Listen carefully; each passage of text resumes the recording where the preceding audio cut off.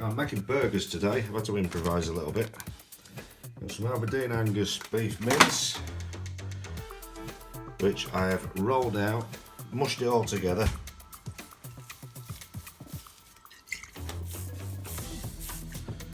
And a bit of steak seasoning. That's gone on there. And due to a lack of a rolling pin, I've had to use a rum bottle. So there's a good tip.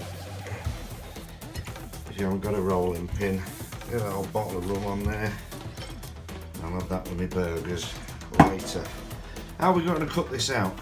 Have we got any cookie cutters? Pint glass. There you go.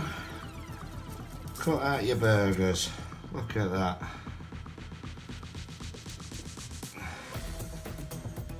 Roll that around. Any that's left over, you just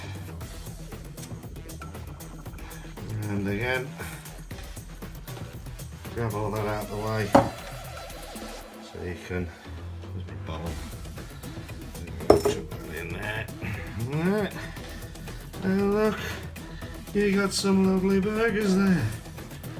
Ready to go on the griddle when it's hot. Happy days. Lockdown cooking. That's what it is. Making do. There you go.